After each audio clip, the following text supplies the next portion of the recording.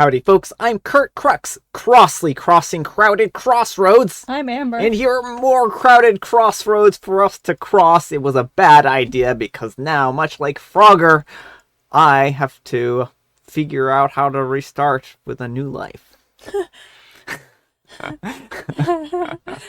How can you have to worry about that? You're the Southern Cross. Well, if I'm in the Southern Cross, yes, but I'm crossing crowded crossways, so flat. This flat Southern Cross. Let's get started. Alright folks, and our first letter is titled, Am I a Jerk for Laughing When My Wife Exposed Our Daughter? Throwaway. I'm a 66-year-old male and my wife is a 66-year-old female. And I have a daughter who's a 41-year-old female. Our daughter is married and has 2 kids, Violet, a 15-year-old female, and Ben, a 10-year-old male. Our daughter and her family have been living with us for a while. We have a big house. My wife and I live on the first floor. The second floor is for our daughter and her family. Since Violet is 15, a teen, her parents are trying to make sure that she doesn't get into any trouble or do any illicit substances. It was 5 a.m. My wife and I were eating breakfast. Our daughter came downstairs holding Violet's phone. We recognized it as her phone because of the purple cover. Violet and our son-in-law, a 41-year-old male, came in after her. It seemed like she was checking her phone for the first time. Violet is a calm teen, doesn't fight at school, doesn't sneak out of the house, and is just a normal kid. But it looked like her phone wasn't like that at all. Our daughter found these videos on YouTube. In case you guys didn't know what ASMR is, they are videos where people make quiet sounds that are meant to make you relaxed. Some people make these videos but with a different type of sound. Our daughter tried to play one of them, but the volume was high and we all heard a couple of seconds. It was inappropriate. I wanted to laugh, but I stayed silent. I'm not an old man and I know what kids do. Our daughter was a teen and my wife was a teen and I was a teen. Violet doesn't look the part, but she looks like a library girl, which made it funnier. Our daughter started scolding Violet and said that she'll punish her. Our son-in-law was behind her and he was trying to look mad, but instead his expression more looked like he was trying to hold back a laugh. This guy's face is exactly how our son-in-law looked. My wife looked uninterested. She wanted to eat breakfast in peace. She looked at our daughter and then said, Let's not pretend that you didn't do worse than that. If these videos were the only things that you've done, I would have stayed at church and thanked Jesus day and night. I started laughing and our son-in-law cracked a smile and laughed silently. Violet looked at her mom in surprise. It looked like a scene out of a sitcom. My wife continued to eat her toast. Our daughter looked embarrassed and said that it wasn't about her. She looked at me and said, Dad, stop laughing. You ruined the scolding. Good job. I did indeed ruin the scolding, but my wife made me ruin it. There's no way that I could not have laughed at that. She makes me laugh even when she doesn't mean to. Am I the jerk? All right, folks, what do you think? Not the jerk. There was no need for that. Like, the daughter was just being cruel. Yeah. You know, yeah, her child was listening to something maybe a little naughty, but like, again, that's not something worth punishing your child over. You know, if you have concerns, have private conversations with your children where you discuss those kind of matters, but trying to humiliate her in front of the whole family is just cruel. Yeah, I do think that that was a really inappropriate way of handling the situation. And OP's wife taught their daughter not to throw stones in glass houses is really what it boils down to. This could have been handled very privately. If she was concerned about her daughter and the content that she's consuming, then that's certainly a conversation worth having. But it isn't worth having in front of everyone, playing the stuff that she likes in front of everyone. And if Violet is a good person and seems to have a good head on her shoulders, then, you know, I don't think that this is really that big of a concern, right? But let me know what you folks think. So anyhow, take care and good luck. And Data Advance says, reminds me of when my dad told my grandmother that I was smoking. Instead of telling me off, she told me a story about how she got busted in high school. He was like, what, Mom? And then she looked at him and said, what? She's not my kid. Well, miss you, Grandma. You were terrifying. And OP replies, I can totally see your grandma in my wife. Haha. And K. Howard Holt says, oh man, this reminds me of when I got my nose stud and I didn't even have my ears pierced at the time. My mom and uncle were furious, We're all like, wait until your grandmother sees it. Elderly Southern woman from the Depression.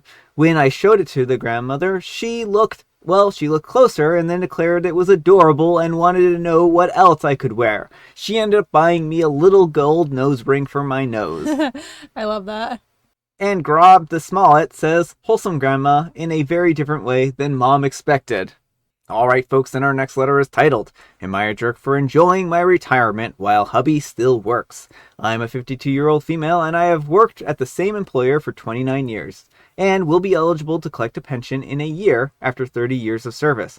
For clarity, my pension will be about 80% of my current salary. I would get a part-time job to supplement the pay loss and have something to do a couple days a week. My husband is a 53-year-old male and thinks that it would be wrong of me to retire and that I should have to work full-time. We have been married for 20 years this week, and he thinks that if he still has to work, that I should still have to work as well. Am I the jerk for wanting to enjoy my retirement and work part-time? Alright folks, what do you think? So selfish of OP, right? Yeah, no, not the jerk. This guy sounds like the definition of misery loves company. I mean, I understand the jealousy and being frustrated that you have to still work, but like also you should support your partner. Mm-hmm. You know, there's no reason for her to be working. Like she's going to be doing the part-time stuff, so there's not going to be the income loss, and that should be more than sufficient. Yeah, exactly. I don't think that he has any ground to stand on here. This is OP's retirement. She's choosing to retire. She gets 80%. She put in her time. That's what it boils down to, right? She put in her time. She's getting her pension. If she wants to work part-time, then she can work part-time. If he doesn't like that, then he can go kick rocks. But let me know what you folks think. So anyhow, take care and good luck. And Thump My Poncho says, info. Would continuing working increase your retirement in the future? Do you have split finances? And then edited ad, not the jerk. And OP replies, we do have communal funds for everything. Continuing to work at my present job is not an option that I would like to choose. I work with special needs kids and I get beat up daily. While I love my students and take great pride in what I do, I am ready to give this body a break from that. I have done it too long and have put in the time to earn the pension. No, OP, you get to stay home forever. Thank you for everything you've done. Yeah, like what is husband's job here? Is he sitting in an office all day? How dare you retire? Yeah, like Amber said, this sounds like misery loves company. Like, she's really earned this retirement beyond a shadow of a doubt. Who wants their partner to be like suffering physical injuries day in and day out just so because I have to work a full-time job so you do too? Yeah. OP gets to have a well-deserved break. That's my opinion. And Bulbasaur Ranch says, ha ha ha ha ha. You have the chance to retire and your husband thinks that if he can't, then you can't. Let's suffer in solidarity. You can't have nice things unless he has them too. Is your husband a crab in a bucket? That is truly one of the silliest ideas I've seen here, and the bar is extremely low. His mindset is absolutely ridiculous. Why would you want to deny your partner something good? Like ever. Bizarre. Not the jerk. You should retire. Him being upset that his circumstances differ is not a problem that you can solve. What a selfish partner you've chosen. Alright folks, and our next letter is titled, Am I a Jerk for Telling My Boyfriend that the jewelry he bought me is fake?